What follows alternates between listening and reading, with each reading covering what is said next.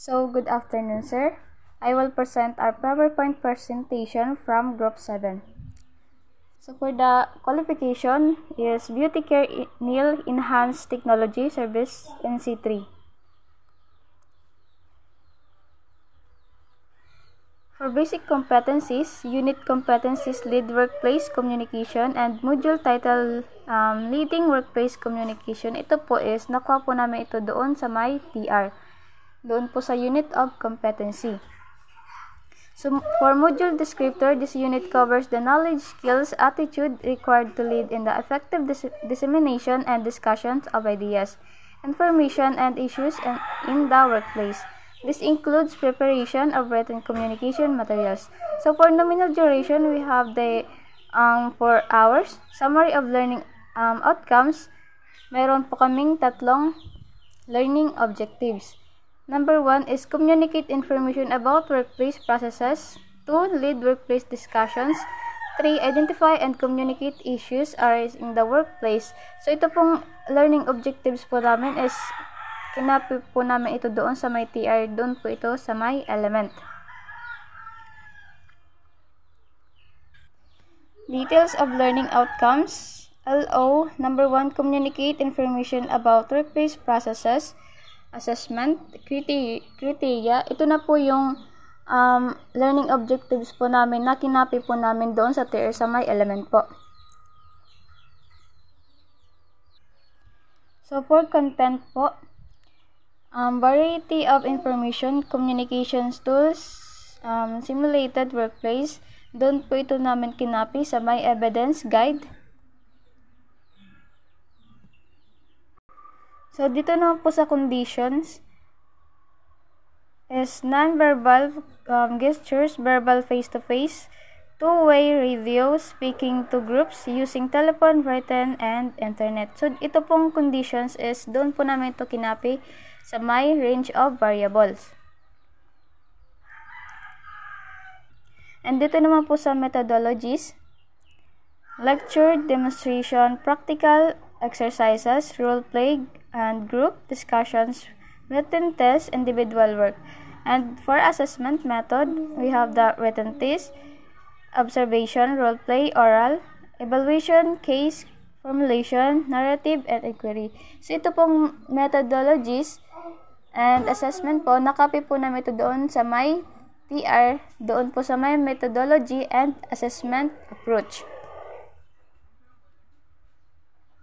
So, dito po sa may LO, dapat marunong dito kang dapat po dito marunong kang mag-communicate ng tama sa trabaho. Gamit po ang right method tulad ng face-to-face, written o group discussions. So, kailangan pong malinaw and organized, relevant ang info na ibibigay mo. So, for learning objective 2, lead workplace communications. So, ganun din po yung ginawa namin po.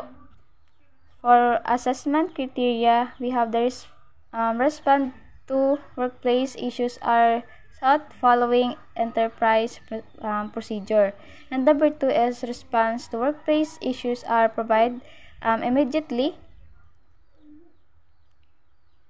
So, number 3 is contribute are made to workplace discussion on such issues as production, quality, and safety.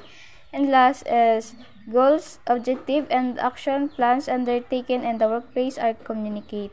So, ito pong assessment criteria, yun nga po, kinapi po namin ito doon sa may TR, doon po sa may element.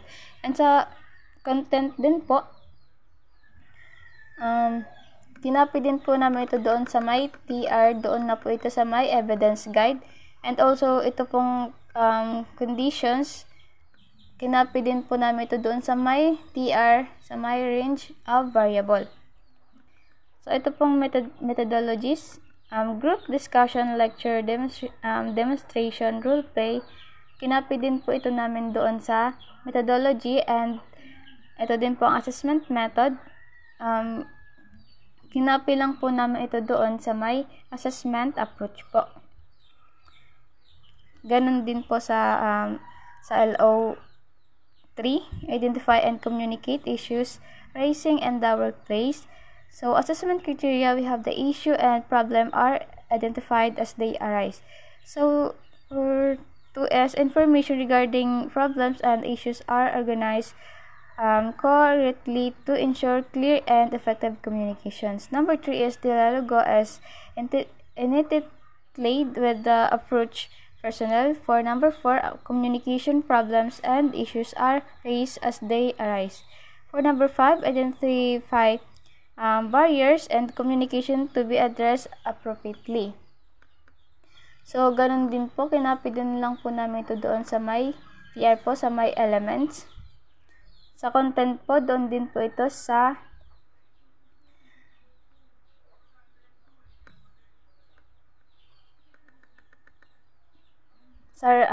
evidence guide, and also po itong condition, doon po ito sa may range of variable. So, sa methodologies, kinapi din po namin ito doon sa may methodology, and dito rin po sa assessment method, kinapi lang po namin ito doon sa may assessment approach po.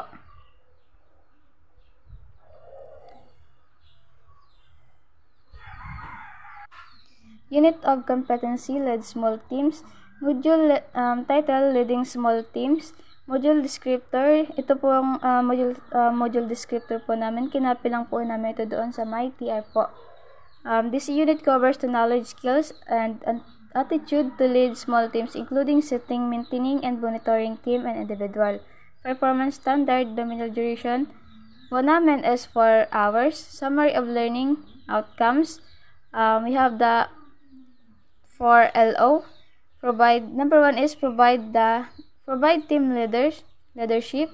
For number 2 is assign responsibilities. Set performance expectation for team member.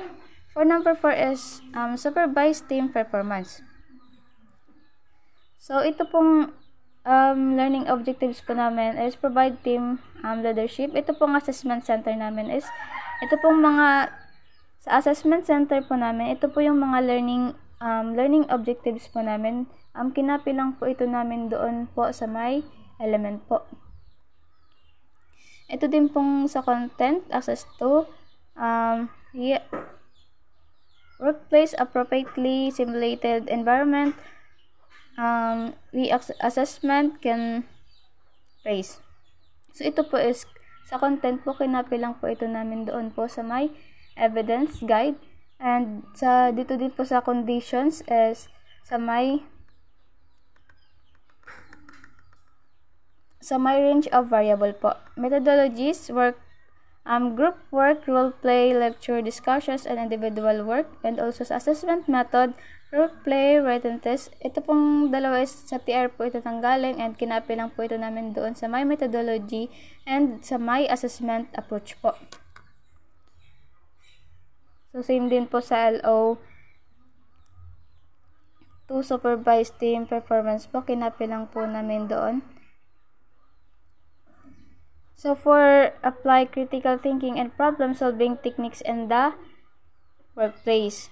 So, module title, pinag-copy din po namin din kasi po same lang din po. So, for module descriptor, the unit covers the knowledge, skills, and attitude required to solve problems in the workplace, including the application of problem solving techniques and determine and resolve the root causes of specific problems in the workplace. So, ito pong module descriptive naman is pinag-copy lang po namin doon sa my TR po. So, nominal duration po is 4 hours. Summary of learning outcomes. We have the 4 learning outcomes. Examine specific workplace challenges. Learning objectives. We have the examine specific workplace challenges. Number 2 is analyze the causes of specific workplace challenges. For number 3 is formulate resolution to specific workplace challenges. For number 4 is implement action plans and communicate result. So, ganyan din po. Kinapi lang po namin po ito doon sa my TR sa element and sa evidence guide and sa range variable, sa methodology and sa assessment approach. So, yan po.